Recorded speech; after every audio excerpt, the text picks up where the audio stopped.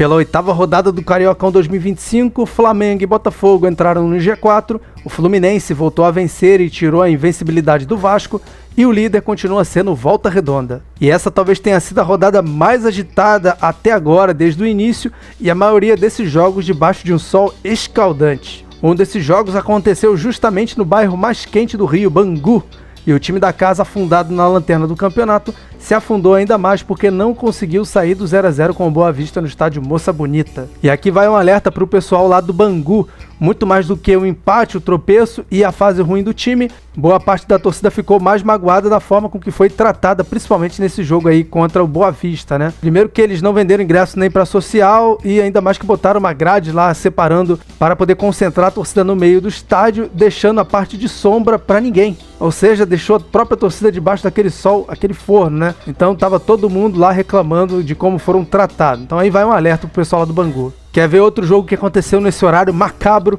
Foi lá entre Madureira e o Sampaio Corrêa. No Conselheiro Galvão, às 4 horas da tarde, os jogadores tiveram que encarar um sol de 40 graus na cabeça, onde o grande desafio era a própria resistência. E nessa daí os visitantes se deram bem e venceram com este belo gol do capitão Elias.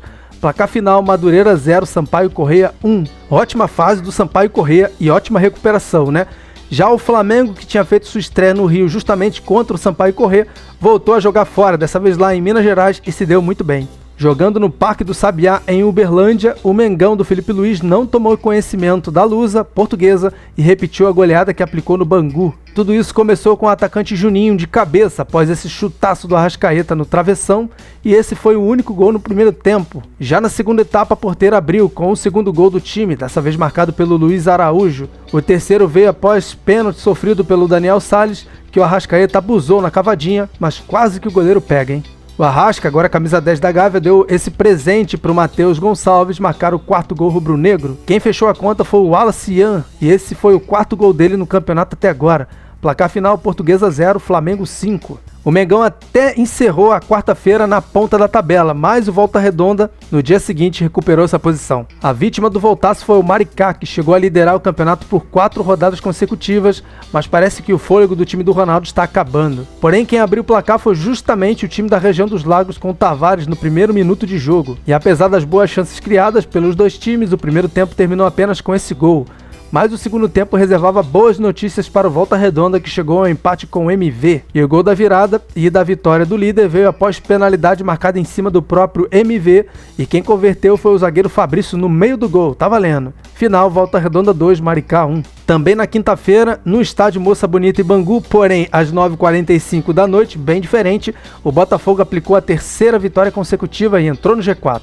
Jogando como mandante, o Nova Iguaçu de Preto queria entrar no G4, mas o Botafogo também queria, tanto que começou melhor e criou as chances mais claras, porém todas desperdiçadas. Savarino, Igor Jesus, Matheus Martins e até o Marlon Freitas finalizaram sem precisão, mas a chance mais clara veio no segundo, após esse pênalti bem maroto que o árbitro marcou em cima do Matheus Martins. Só que o Savarino parou no goleiro Lucas Maticoli. Por isso, foi preciso um jogador sair do banco para resolver esse problema, e esse foi o Kaique Queiroz, e esse foi o gol da vitória. Final: Nova Iguaçu 0, Botafogo 1. E por fim, o clássico da oitava rodada foi disputado bem longe do Rio, lá no estádio Mané Garrincha, em Brasília, e o Fluminense acabou com a invencibilidade do Vasco. Mas antes de eu contar essa história, me deixa aquele like esperto, e se não conhece o meu canal, se inscreva. Também não se esqueça de acionar esse sininho aí das notificações, ele vai garantir que todo o meu conteúdo que eu produzo aqui no canal chegue até você em alerta. Principalmente se você gosta aí do Campeonato Carioca, pelo menos até o final. Depois vai ser o Super Mundial. Antes, mal na tabela e em 10º lugar, e com apenas uma vitória, o tricolor do Mano Menezes se superou diante do único time invicto na Taça Guanabara até então. Até porque quem saiu na frente e logo no primeiro minuto de bola rolando foi o Vasco com o Felipe Coutinho. Mas aí o Fluminense cresceu na partida e empatou ainda no primeiro tempo com o zagueiro Thiago Silva, bem criticado, de cabeça após cobrança de falta do John Arias. E antes do intervalo foi a vez do artilheiro e oportunista e ex-vascaíno Germán Cano desviar esse chute do Fuentes e deixar o goleiro Léo Jardim vendido no lance. E como no segundo tempo nada mais aconteceu, esse foi o placar final: Vasco 1, Fluminense 2. E que vitória foi essa do Fluminense, o time que estava aí praticamente dado como eliminado do G4, vence o único time invicto até agora e já sonha com voos mais altos, porém vai ter que vencer o clássico no próximo jogo.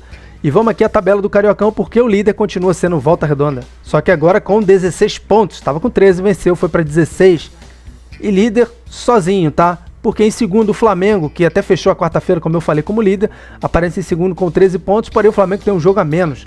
O Vasco aparece em terceiro com 13 pontos, os mesmos números de pontos do Flamengo com o jogo normal, com 8 jogos, o Flamengo que está com um jogo a menos, porém com menos vitória do que o rubro-negro, e quem fecha o G4 por enquanto é o Botafogo com 12 pontos, que também tem um jogo a menos, portanto Flamengo e Botafogo tem um jogo a fazer que vai acontecer no dia 12, e aí um vai tirar ponto do outro, né, não conta. E olha só quem aparece em quinto lugar, hein?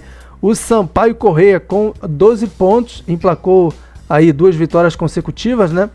O time vem se recuperando bem no torneio, já tem 3 vitórias, 3 empates e tem 2 derrotas, venceu inclusive o Botafogo. E divide aí essa colocação com o Nova Iguaçu, que também tem 12 pontos e perde aí, porém, no saldo de gols. Isso, perde no saldo de gols. Sampaio Corrêa tem 2, Nova Iguaçu tem 0.